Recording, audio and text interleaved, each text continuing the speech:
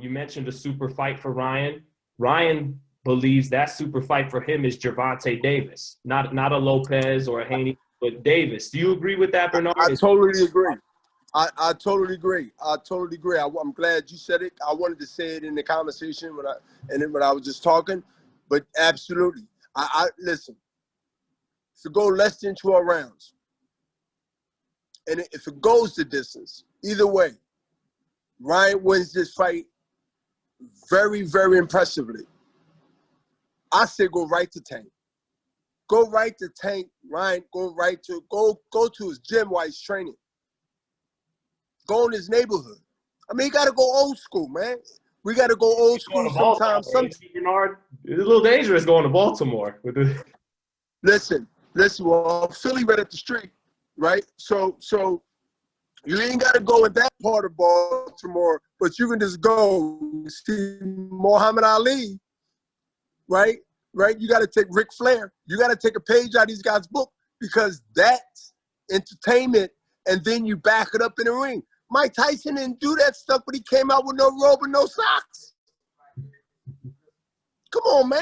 No robe and no socks. So, yeah. He could stay at the airport in Baltimore. I tell him, go to the airport. That's all. Let somebody see you walk around and you want to be seen. And grab one of those radio stations and say, yo, you got Ryan Garcia in Baltimore, and he's looking for Tank Davis. Tank is in Vegas, probably. You got to bring conversations around the world, especially the boxing world. My call out to the young fighters, the young guns, the young talent. They have the torch. Now they have a social media, a media frenzy that we never had. When I say we, my era. That if they just step off the bus in another man's city where they're going to potentially fight, come on, man, that's breaking news. You know, that's all on ESPN. That's all over. You going to talk about it, especially if something break out. You going to talk about it. And then the fight happens. There's a buildup of interest. Because you see guys, Bernard, in boxing now, sometimes they don't want to call each other out. They feel like. No, not sometimes. 90%. Let me take this one. 90% of the time. 90% of the time, I don't understand it. It's like, you got to ask my manager, what are you talking about? You're on the same weight. He got a belt. You got a belt. Don't you want to be unified champion? Well, I got to talk to my people. I ain't got to talk to nobody to whoop your ass.